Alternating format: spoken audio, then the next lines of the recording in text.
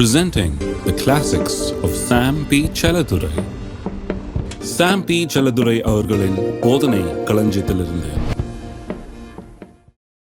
நாம் உடன்படிக்கை குறித்து பேசிக் கொண்டிருக்கிறோம். உடன்படிக்கை நிமித்தமாக தான் கர்த்தர் ஆசீர்வதிக்கிறார் என்பதை குறித்து பேசிக் கொண்டிருக்கிறோம். ஆகையால திருப்போம், ஆதியாகமம் 15ஆம் அதிகாரத்துக்கு திருப்போம், பார்ப்போம் இதை குறித்து என்ன என்று. எப்படி உடன்படிக்கை எல்லாவற்றிற்கும் மத்தியில் இருக்கிறது என்பதை நான் உங்களுக்கு காண்பிக்க விரும்புகிறேன். 15ஆம் அதிகாரம் 1ஆம் வசனத்திலிருந்து வாசிக்கிறேன். இந்த காரியங்கள் நடந்த பின்பு கர்த்தருடைய வார்த்தை ஆபிரகாமுக்கு தரிசனத்தில் உண்டாகி, அவர் ஆபிரகாமே நீ பயப்படாதே, நான் உனக்கு கேடகமும் உனக்கு மகா பெரிய பலனுமாய் இருக்கிறேன் என்றார். அதற்கு ஆபிரகாம், கர்த்தராகிய ஆண்டவரே, அடியேனுக்கு என்ன தருவீர்? நான் பிள்ளை இல்லாமல் இருக்கிறேனே, தமஸ்கு ஊரான இந்த எலியேசரின் வீட்டு விசாரணை கர்த்தனாய் இருக்கிறானே என்றான். பின்னும் ஆபிரகாம், தேவரீர் எனக்கு புத்திர சந்தானம் அருளவில்லை, இதோ என் வீட்டிலே பிறந்த பிள்ளை எனக்கு சுதந்திரவாளியாய் இருக்கிறான் என்றான். அப்பொழுது கர்த்தருடைய வார்த்தை அவனுக்கு உண்டாகி, இவன் சுதந்திரவாளி அல்ல, உன் கற்ப பிறப்பாய் இருப்பவனே உனக்கு சுதந்திரவாளி ஆவான் என்று சொல்லி, அவர் அவனை வெளியே அழைத்து, நீ வானத்தை அண்ணாந்து பார், நட்சத்திரங்களை எண்ண உன்னாலே கூடுமானால் அவைகளை எண்ணு என்று சொல்லி, பின்பு அவனை நோக்கி, உன் சந்ததி இவ்வண்ணமாய் இருக்கும் என்றார். இருக்கீங்களா? உன் சந்ததி இவ்வண்ணமாய் இருக்கும் என்றார். அவன் கர்த்தரை விசுவாசித்தான், அதை அவர் அவனுக்கு நீதியாக எண்ணினார். அப்புறம் 7ஆம் வசனம் வாசிங்க. பின்னும் அவர் அவனை நோக்கி, பாருங்க, ஒரு குழந்தையை வாக்குத்தத்தம் பண்ணுகிறார். அவன் குழந்தை இல்லாதவன். அவன் சொல்றான், ஆண்டவரே இவ்வளவு சொத்து இருக்குது எனக்கு, இவ்வளவு பெரிய பணக்காரனா இருக்கேன், என் வீட்டு வேலைக்காரன் இந்த எலியேசர் தான் எல்லாத்தையும் அள்ளிட்டு போறான் போல இருக்கு, அவன் பிள்ளைகளுக்கு தான் போய் சேரும் போல இருக்குது, பெரிய குறையா இருக்குது இது இவனுக்கு, எல்லாம் இருக்குதான பிள்ளை இல்லை.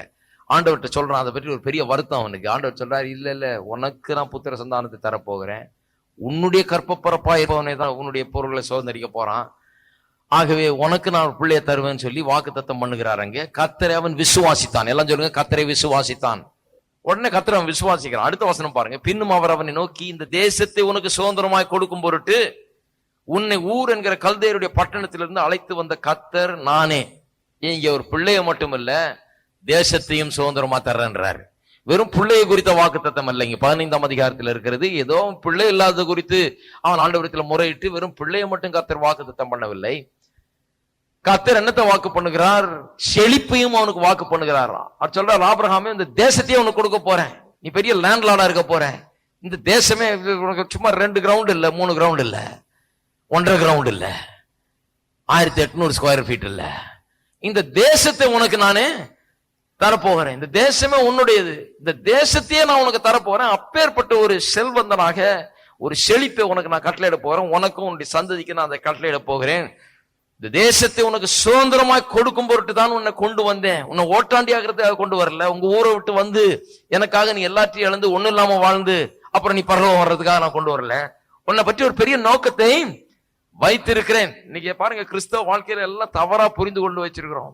ஆண்டவர்கிட்ட வந்த உடனே இல்ல உள்ளதெல்லாம் போச்சு, போன உடனே அப்புறம் நம்ம பரலோகம் போய் சேர்றோம், இதுதான் கிறிஸ்தவ செய்தி என்று நாம் நினைத்து கொண்டிருக்கிறோம்.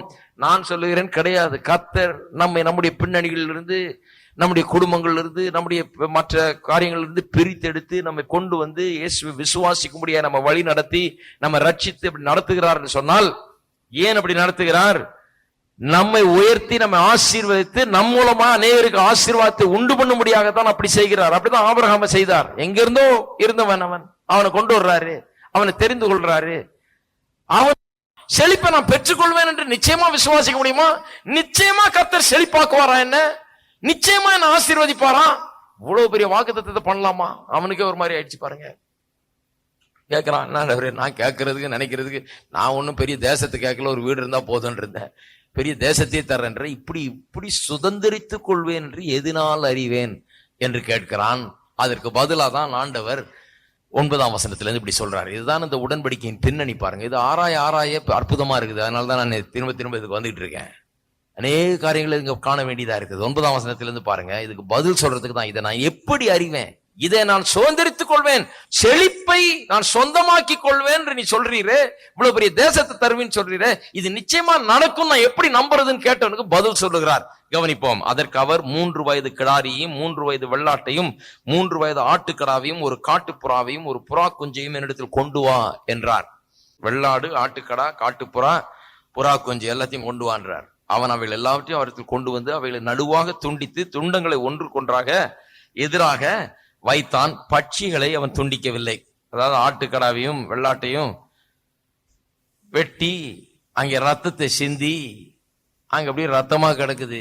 அந்த ஆடுகள் வெட்டப்பட்டு அங்கே ரெண்டா பிளந்து அங்கே எதிரெதிராக வைக்கிறான்.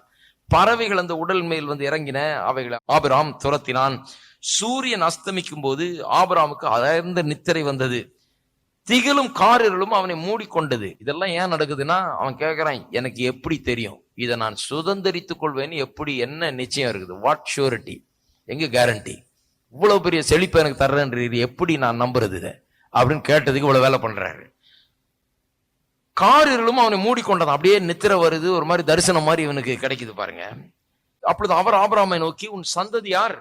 தங்களுடையதல்லாத அந்நிய தேசத்திலே பரதேசிகளாயிருந்து அத்தேசத்தாரை சேவிப்பார்கள் என்றும் அவர்களால் 400 வருஷம் உபத்திரப்படுவார்கள் என்றும் நீ நிச்சயமா அறிய கடவாய். இஸ்ரவேல் மக்களுக்கு எகிப்து தேசத்திலே என்ன நடக்க போகிறது என்பதை நடக்கிறதுக்கு பல தலைமுறைக்கு முன்னாலேயே தேவன் சொல்லிட்டார். யோசேப்பின் காலத்துல நடந்தத ஆபிரகாமின் காலத்திலேயே ஆண்டவர் சொல்லிட்டார். சொல்றாரு, 400 வருஷம் அவர்கள் அங்கே உபத்திரப்படுவார்கள் அறிவாய். இவர்கள் சேவிக்கும் ஜாதிகளை நான் நியாயம் தீர்ப்பேன். பின்பு மிகுந்த பொருள்களுடனே, எல்லாம் சொல்லுங்க, மிகுந்த பொருள்களுடனே, மிகுந்த பொருள்களுடனே புறப்பட்டு வருவார்கள். எல்லாம் இந்த செழிப்பை பற்றிய உத்தரவாதத்தை அவனுக்கு தர்றாரு பாருங்க. சொல்றாரு, உன்னை நான் ஆசீர்வதிக்க போறேன்பா, ஆனா நடுவில் ஒரு பிரச்சனை உண்டாக போகிறது. இவர்கள் ஒரு தேசத்துக்கு போக போறாங்க, கொஞ்ச நாள் அங்க ஆசீர்வாதமா இருப்பாங்க, ஆனா பிறகு உபத்திரவப்படுத்தப்படுவார்கள். ஆனால் அவர்களை விடுவித்து அந்த ஜாதிகளை நான் நியாயம் தீர்த்து இவர்கள் வெளியே கொண்டு வருவேன். வெளியே கொண்டு வரும்போது ஓட்டாண்டியா கொண்டு வர மாட்டேன், ஏனென்றால் உன்னோட கூட உடன்படிக்கை பண்ணிட்டேன் அல்லவா. இவ்வளவு பெரிய தேசத்தை உனக்கு தர்றேன்னு சொன்னவன் நான், உன்னை ஆசீர்வதிப்பேன் என்று சொன்ன தேவன் நான், அதை நான் நிச்சயமா நிறைவேற்றுவேன். அதனால் அவர்கள் வெளியே வரும்போது உபத்திரவப்பட்ட போதிலும் எவ்வளவு உபத்திரவப்பட்டார்களோ அதற்கு பல மடங்கு அதிகமாக பொருளுடனே அவர்கள் புறப்பட்டு வருவார்கள். நீ சமாதானத்துடனே உன் பிதாக்களத்தில் சேருவாய், நல்ல முதிர் வயதிலே அடக்கம் பண்ணப்படுவாய். எல்லாம் கேரண்டி கொடுக்கிறார் ஆண்டவர்.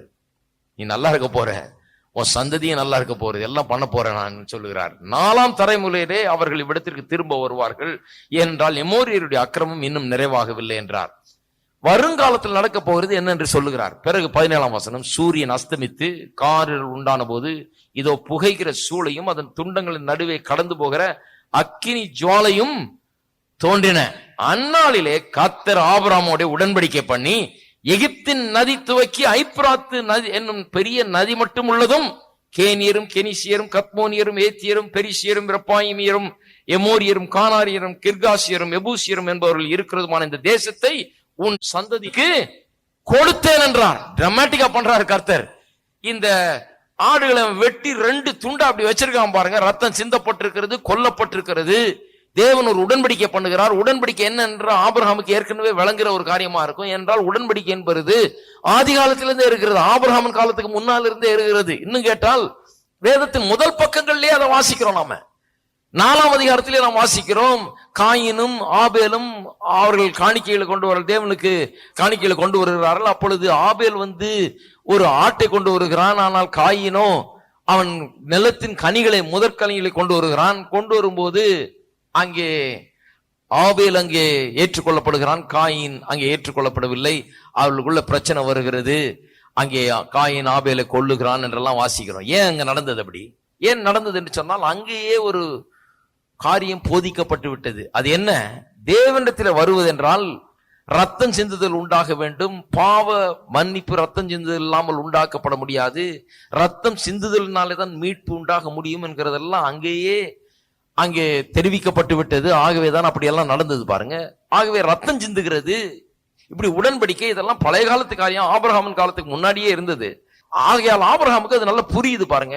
ரத்தத்தை சிந்தி ஒரு மிருக ஜீவனை கொன்று அதற்கு நடுவே அக்கினி ஜுவாலையில கடந்து செல்லுகிற கர்த்தர் அப்படி கடந்து சென்று கொண்டு அவனோட சொல்லுகிறார், இந்த பார்டர் உனக்கு நான் அளந்துட்டேன் பாரு, இதெல்லாம் உனக்கு நான் தரப்போகிறேன், இந்த தேசத்தை உன் சந்ததிக்கு கொடுத்தேன் என்றார்.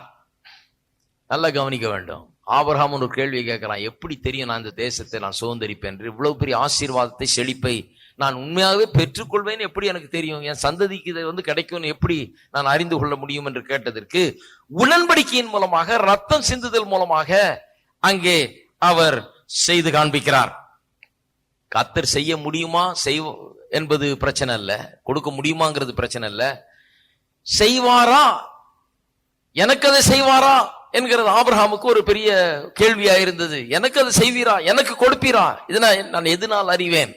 பாருங்க, ஆகவேதான் இந்த கர்த்தர் நல்லவர்ங்கிற போதனை துவக்கும் போதே நான் சொன்னேன், கர்த்தர் பெரியவர், அவரால் செய்ய முடியும் என்கிறது இன்றைக்கு யாருக்குமே கேள்வியே கிடையாது, எல்லாருக்கும் தெரியாது செய்ய முடியும் என்று.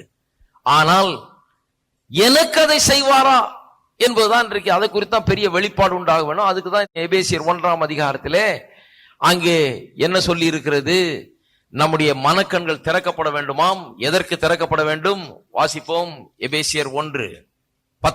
தாம் கிறிஸ்துவை மரித்தோர்ந்து எழுப்பி அவரிடத்தில் நடப்பித்த தமது பலத்த சத்துவத்தின் வல்லமை படுவியே விசுவாசிக்கிறவர்களாகிய நம்மிடத்தில் காண்பிக்கும் தம்முடைய வல்லமையின் மகா மேன்மையான மகத்துவம் இன்னதென்று நீங்கள் அறியும்படிக்கு உங்களுக்கு பிரகாசமுள்ள மனக்கண்களை கொடுக்க வேண்டும் என்று வேண்டிக் கொள்கிறேன். நம்மிடத்தில் காண்பிக்கும் தம்முடைய வல்லமையின் மகா மேன்மையான மகத்துவம். கர்த்தருக்கு வல்லமை இருக்குது, அவர் மகத்துவம் உள்ளவர், அவரால் செய்ய முடியும் என்றால் எல்லாருக்கும் விளங்குகிறது. அந்த வல்லமையும் மகத்துவத்தையும் அவருடைய ஆற்றலையும் அவருடைய திறமைகளையும் அவருடைய வல்லமையும் எனக்காக அவர் உபயோகப்படுத்துவாரா? நம்மிடத்தில் காண்பிக்கும். எல்லாரும் சொல்லுவோம், நம்மிடத்தில் காண்பிக்கும். இதுதான் கேள்வி, இதுதான் ஆபிரகாமுடைய கேள்வி. பாருங்க, கடவுள் செய்வார்ங்கிறது அவனுக்கு ஒரு பெரிய பிரச்சனை இல்ல, செய்வார், அவரால் செய்ய முடியும்ங்கிறது பிரச்சனை இல்ல, எனக்கு செய்வாரா, இதை நான் சுதந்திரிப்பேன், இதை நான் சுதந்திரிப்பேன் என்று எதனால் அறிவேன்? இது எனக்கு கிடைக்கும் அப்படி தெரியும். நான் யாரு? நான் ஒண்ணு பெரிய ஆள் இல்லையே, எனக்கு கிடைக்குமா அது அப்படின்னு அவன் கேட்கிறான். எனக்கு செய்வீரா? நம்மிடத்தில் காண்பிக்கும் தமது மகா மேன்மையான மகத்துவம். அதை புரிஞ்சு கொள்றதுக்கு தான் மனக்கண்கள் திறக்கப்பட வேண்டும் என்று இங்கே சொல்லுகிறார். ஆகவே கர்த்தர் பெரியவருங்கிறத புரிந்து கொள்வதில் பிரச்சனை இல்லை, கர்த்தர் எனக்காக வேலை செய்வார் என்பதை புரிந்து கொள்றதுதான் இன்றைக்கு அநேகருடைய பிரச்சனையாய் இருக்கிறது. எபேசியர் 3ஆம் அதிகாரத்துல பாத்தீங்கன்னா, அதனாலதான் பாருங்க சொல்லப்பட்டிருக்கு பாருங்க, நாம் வேண்டிக் கொள்ளுகிறதுக்கும் 20ஆம் வசனம், நாம் வேண்டிக் கொள்ளுவதற்கும் நினைக்கிறதுக்கும் மிகவும் அதிகமாய் நமக்குள்ளே கிரியை செய்கிற வல்லமையின்படியே நமக்கு செய்ய வல்லவராகிய அவருக்கு. இங்கே அப்போஸ்தலனாகிய பவுல் நமக்கு செய்ய வல்லவராகிய அவருக்குன்னு சொல்றார். அதாவது நாம் நினைக்கிறதுக்கும் வேண்டிக் கொள்வதற்கும் அதிகமாய் நமக்கு செய்ய வல்லவர் அவர். நீங்க சொல்லலாம், என்னையா நமக்கு அதிகமா செய்ய வல்லவர் தான் நீங்க பேசி இருக்குது, நல்லவர் இல்லையே. ஆனால் எங்கெல்லாம் இப்படி வல்லவர் என்று சொல்லும் போதெல்லாம் நீங்க பாத்தீங்கன்னா அதுக்கு பின்னணியில இருக்கிற காரியம் என்னவென்று சொன்னால், இந்த நல்லவர் என்னெல்லாம் செஞ்சிருக்கிறார்னு சொல்லிட்டு தான் பிறகு வல்லவர் என்பதை அங்கே வலியுறுத்துகிறார்கள். 1ஆம் அதிகாரத்துல எல்லாம் பார்த்தீர்கள் என்று சொன்னால், எப்படி இந்த நல்லவர் நம்மை தெரிந்து கொண்டு நமக்காக எல்லாவற்றையும் செய்து மீட்பை நமக்கு ஏற்படுத்தி எல்லாவற்றையும் செய்து வைத்திருக்கிறார் என்று அதெல்லாம் சொல்லிட்டு, இவர் நம்மிடத்துல காண்பிக்கும் தம்முடைய மகா மேன்மையான வல்லமை என்னதென்று நாம் புரிந்து கொள்ள வேண்டும் என்று நம்முடைய மனக்கண்கள் திறக்கப்பட வேண்டும் என்றெல்லாம் ஜெபம் பண்ணிட்டு அப்புறம் தான் சொல்றாரு, நாம் நினைக்கிறதுக்கும் வேண்டிக் கொள்வதற்கு மிகவும் அதிகமாய் நமக்குள்ளே கிரியை செய்கிற வல்லமையின்படியே நமக்கு செய்ய வல்லவராகிய அவருக்கு என்று சொல்லப்பட்டிருக்கிறது. அவர் வல்லவர் தான், ஆனால் நமக்கு செய்வார் அவர் என்பதை பார்க்கும்போது அவர் நமக்கு நிச்சயமாய் செய்வார் என்கிறது ஏற்கனவே சொல்லிட்டு தான் வல்லவர் என்கிறதை அங்கே சொல்லப்படுகிறது. இன்னும் நீங்க வாசிக்கலாம், 2 கொரிந்தியர் 9ஆம் அதிகாரம் 8ஆம் வசனம், மேலும் நீங்கள் எல்லாவற்றிலும் எப்பொழுதும் சம்பூர்ணமுடையவர்களாயும் சகலவித நற்கிரிகளும் பெருகிறவர்களாயும் இருக்கும்படியாக. எல்லாரும் சொல்லுங்க, எல்லாவற்றிலும் எப்பொழுதும் சம்பூர்ணமுடையவர்களாய் பெருகிறவர்களாய். இதுதான் தேவனுடைய விருப்பம் இருக்கும்படியாக. தேவன் உங்களிடத்தில் சகலவித கிருபையும் பெருக செய்ய என்னவா இருக்கிறார்?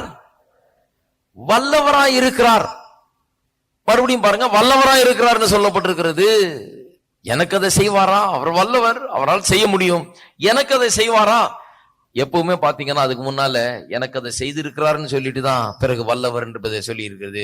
8ஆம் அதிகாரம் 9ஆம் வசனத்துல பார்த்தீர்கள் என்றால் இப்படி சொல்லி இருக்குது, நம்முடைய கர்த்தராகிய இயேசு கிறிஸ்துவின் கிருபையை அறிந்திருக்கிறீர்களே, அவர் ஐஸ்வர்யம் உள்ளவராயிருந்தும் நீங்கள் அவருடைய தரித்திரத்தினாலே ஐஸ்வர்யவான்களாகும்படிக்கு உங்கள் நிமித்தம் தரித்திரரானாரே.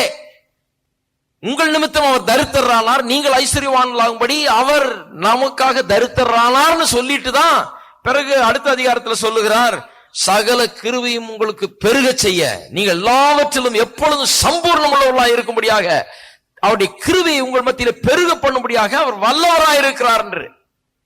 இந்த 2 காரியமும் எப்போதும் ஒன்னோட ஒண்ணு வந்துகிட்டே இருக்கு பாருங்க. அங்க ஆபிரகாமுக்கு கர்த்தர் சொல்றாரு, என்னால செய்ய முடியும். 17ஆம் அதிகாரத்தை சொல்றாரு, நான் எல்ஷதாய், நான் சர்வ வல்லமுள்ள தேவன், நீ பயப்படாத, நான் செய்வேன் என்று சொல்றார். எப்படி எனக்கு தெரியும் நீ செய்வீர் என்று அப்படின்னு நம்ம கேட்கறதுக்கு தான் இங்கே சொல்லுகிறார். இங்கே உடன்படிக்கையை செய்து அதன் மூலமாக அவனுக்கு ஒரு ஆதாரத்தை உண்டு பண்ணி தருகிறார். என்ன சொல்லுகிறார்? ஒரு பெரிய உடன்படிக்கை உன்னோடு கூட பண்ணி இருக்கிறேன், ரத்தம் சிந்து மூலமாக உடன்படிக்கை பண்ணி இருக்கிறேன், அந்த உடன்படிக்கை நிமித்தமாக நான் செய்வேன் என்று சொன்னதை நிச்சயமாய் செய்வேன் என்று சொல்லி வாக்குத்தத்தம் பண்ணி இருக்கிறார்.